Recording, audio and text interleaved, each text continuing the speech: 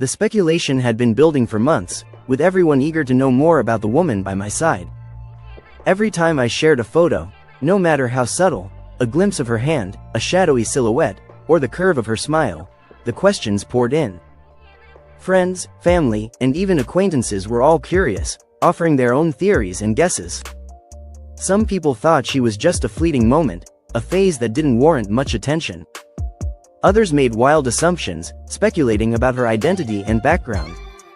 The rumors and theories swirled, but I remained tight-lipped, waiting for the right moment to reveal the truth. For too long, I've been asked about the woman in my photos, with many speculating about her identity.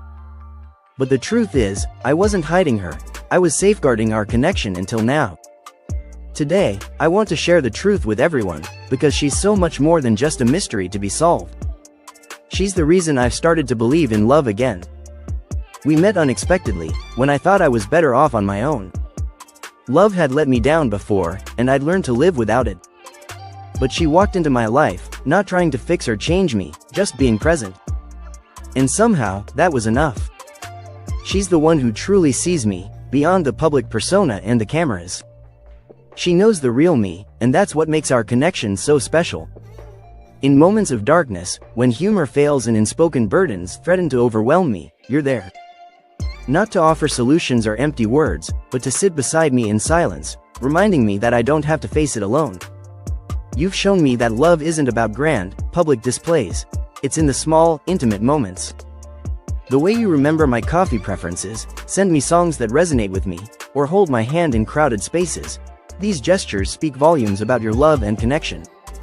You've faced skepticism and judgment from those who doubted our relationship, but you've remained steadfast. Not because you had something to prove, but because you knew what we shared, and I knew it too. To those who've been wondering, speculating, or questioning, I want to say, this is her. The woman who changed my life in unexpected ways, who made me believe in love again, and whom I'll never take for granted. If you're still asking why her, perhaps you never truly understood me.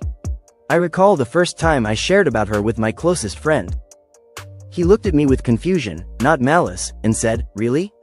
Her?" He explained that she didn't seem like my usual type, the one people had constructed in their minds based on past relationships and choices.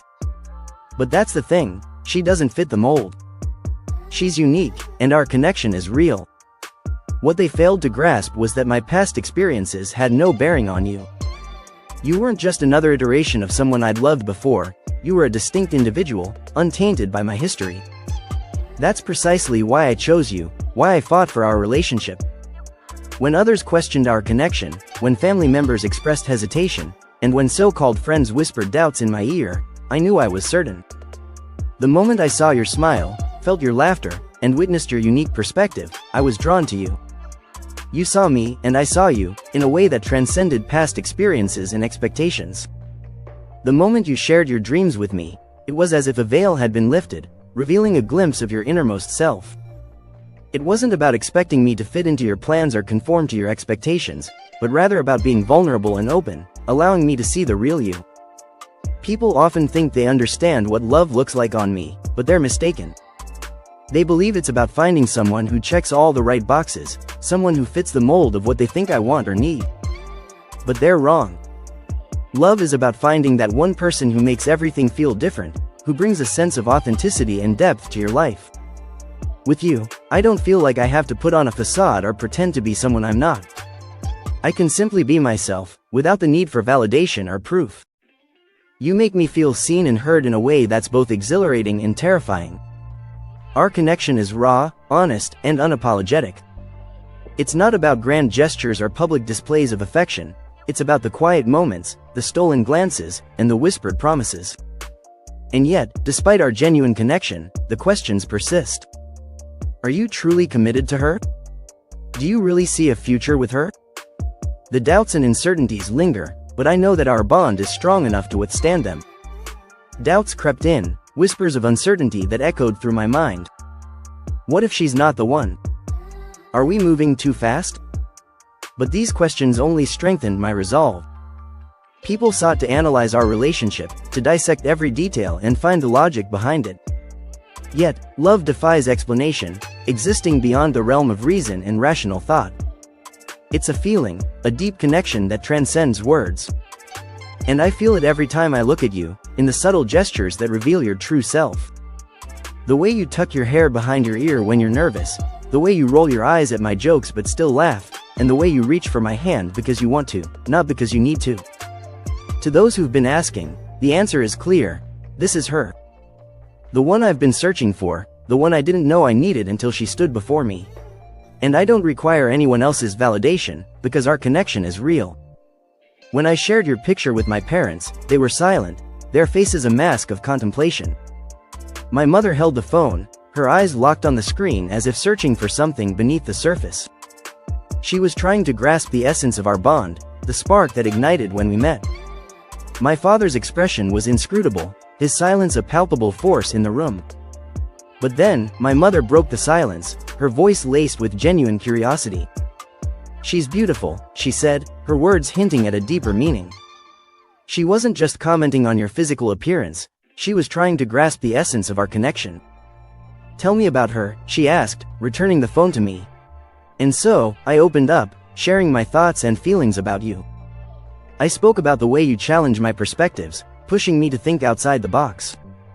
I shared stories about your kindness, the way you make people feel seen and valued. I talked about your quiet strength, the way you draw people in without seeking to be the center of attention.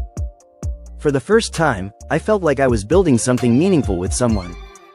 My father remained silent, observing and listening, until finally, he spoke up. "She's not what I expected," he said, his tone neutral, neither approving nor disapproving. It was an honest admission, one that revealed the gap between his expectations and reality. "My family had preconceived notions about the kind of person I'd end up with, but you exceeded those expectations." My family's vision for my future was a carefully crafted mosaic, pieced together from their own experiences, values, and traditions. But love, it seems, refuses to be bound by blueprints or scripts. "Yes," I acknowledged, "she's not what you expected. But that's precisely why she's the one for me." My father's nod was a slow, deliberate movement, as if he was weighing the sincerity of my words. My mother's hand found mine, and she gave it a gentle squeeze. "We just want you to be happy," she said, her voice barely above a whisper.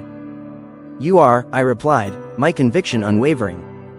"She makes me truly happy." As I lay in bed that night, a profound realization dawned on me. I had never felt this level of certainty about anything in my life. The opinions of others would vary, some would understand, while others wouldn't. Some would see the world through my eyes, and some would never grasp the depth of our connection. But in that moment, none of that mattered. The culmination of my thoughts was a singular focus. You were the missing element that brought balance to my existence. The subsequent period was a gradual unfolding of insight.